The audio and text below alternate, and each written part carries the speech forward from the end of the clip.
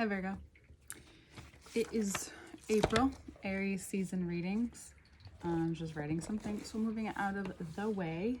So interestingly enough, the cards that relate to Virgo, the Hangman mostly, is showing up in a lot of readings. So I'm interested to see who shows up in yours, if anyone shows up in yours, because it doesn't also have to just do with Virgo. It could be a lot of other things, which we discuss in all the readings. Before we get into it, all information to work with me is below, and as well as the link for the extended readings on Patreon, where we go even more in depth into what it is we're talking about this month and the transits and the people and the process, but not just the process. Sorry, I think I got something, a hair.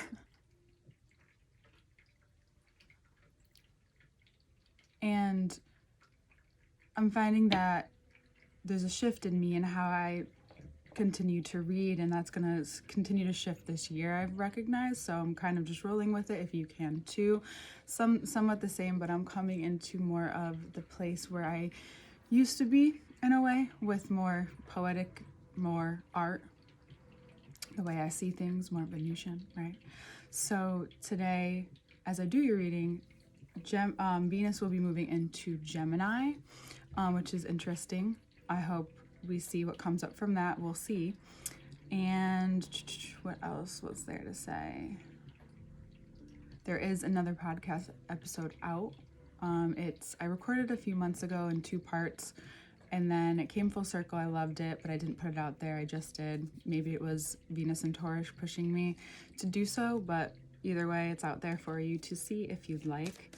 And let's just get into your reading this month. Virgo, Virgo, Virgo, Virgo. All right. First card out is the King of Wands in reverse. I'll show you a couple cards when they're next to each other. King of Wands in reversed.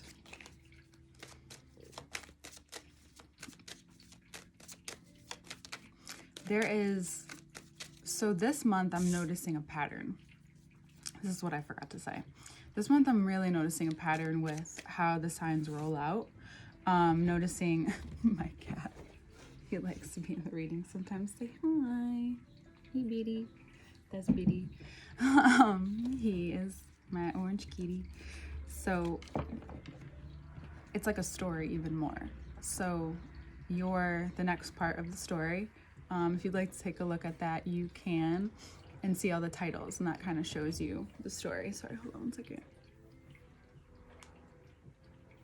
Okay, just gonna leave them there. And I think that is the biggest shift, even bigger shift that I'm seeing here, and how they kind of roll into one another, even in taking a look at it month to month as we go through the years to come. So that's just my perspective. If you want to take a look at that. But I've also noticed, this is another thing that relates to this King of Wands right now. So Aries season, the beginning, but it's still burning away the past. And I'm seeing that even bigger right now because of just the time we're in, the life we're in. You hear a lot of people talk about life and death, transformation. Pluto just made a huge transit. But even intuitively, you can feel it. You can feel the shift and the change around you. We can feel the shift and see it in the world, and even what's being presented to us on a mass scale.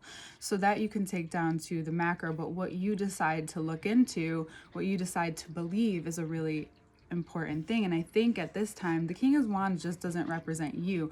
It represents you understanding that you don't understand everything. You are the sign that understands the most, right? That's one of the affirmations that's even aligned with you. But here in Aries season, it's about I am. And you don't have to be understanding this month to anyone but yourself and maybe the people closest to you. Maybe that's something that is allowing you to pull back and realize that there are some things you cannot control. You've been in control as best as you can right now. But you've realized, especially through this past year, that that's actually been your fault. And it's not it's a flaw, but it's not to not have. We all have it in different ways, but for you, it stops you from evolving sometimes. And it's not about seeing other people and what you notice about them. That has helped you up into a point, but now it's really about who are you becoming without all of this, right? With a lack of control in something bigger than yourself. Maybe you're really practicing maybe you're having a spiritual practice or a spiritual awakening. Maybe it's more religion, whatever it is, it's a very big time for you in terms of faith. Because what's burning away from you is everything that you understood up until this point, maybe for the past 10 years or longer, what you've understood about yourself, what you've understood about how you connect and relate with others or relate to people on a mass scale. And you did it in these specific ways, and now you're realizing that you're almost leaving, try to stay with me here, you're almost leaving a place of yourself, like a skin. You're like shedding a skin. You're leaving behind this layer. And vulnerably, you move forward. You see that, unlike Leo this month, you need to have a fresh break, a clean break. You recognize something in a setting that you've actually taken yourself out of, whether it's through meditation in your mind, detachment, or actually literally taking yourself out of an environment. And you realize that for some of you, it's completely a whole shift of environment. And that's really important because you realize how much better you feel, lighter you feel without that environment, without being around that, even though it could have been good for you at one point. And then for others of you, it's a really big shift of who you are in that environment. It's not working for you anymore, or what the interactions aren't working for you anymore. And you realize that through this, call it an ego death, you don't need that anymore. You either don't need that place, those people, that situation, or that part of yourself. Because sometimes, so this is an interesting thing about being human, sometimes we have these moments and we feel like we're renewed or someone new, but then we go back into a familiar place, and it doesn't even have to look familiar, it can just feel familiar, and all of a sudden, boom, someone who feels familiar almost provokes this side of you out, because that's maybe the imprint in their mind, or that's maybe that pattern. You know, again, if you can't move situations, or you don't want to, or whatever it is that externally you can get through internally this month is going to give you the best outcome for the next 6 months and understanding. Because what wants to grow is something that to you once seemed traditional, maybe in a way that you didn't maybe want, and maybe you were kind of rebellious to it. But now you realize that there's so much more than you thought within this tradition. It's about, for you, it could literally be about just creating long-term money, being able to pass it down, being able to see what was done for you, if that has been done for you, and to be able to give back. That could be a big part of it. You could be accumulating, yet also being extremely generous at this time. And what you'll realize is so much more is attracted to you. And you're like, wow. Like, we have the 2 dogs, we have the children. That this vision of wealth can expand into this extremely prosperous life. You know, if you don't have love, it can attract love. If you have love, it could make it even deeper for some of you. but you're cutting ties with the parts that just don't work. Again, relating to what we just talked about, right? And then, beautiful, look at this. We're gonna stop with these. Okay, this ego death is real. But what's on the horizon? Everything. Everything else that you never let yourself think of, that you never let yourself dream of, or that you've denied, perhaps. From the king to the queen in upright position, in terms of wands. It's a perfect time for this to happen.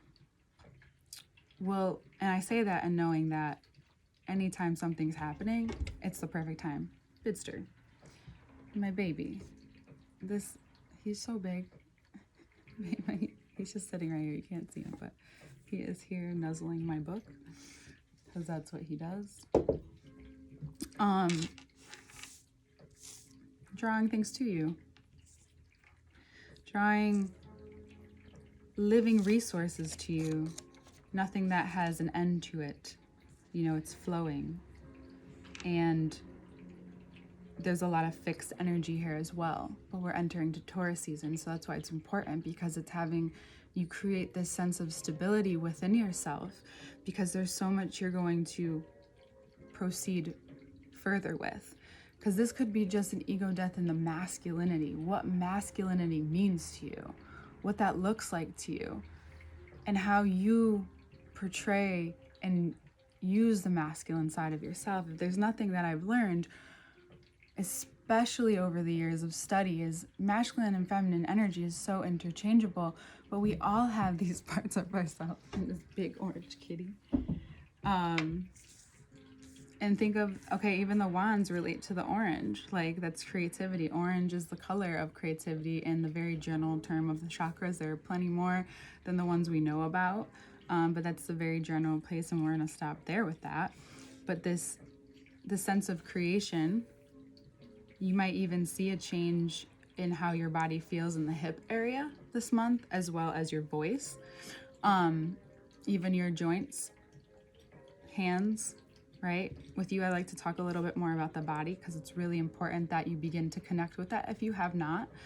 And see it as a tool, see it as your lifeline, literally. See it as not only a part of yourself, but something that you have to take care of.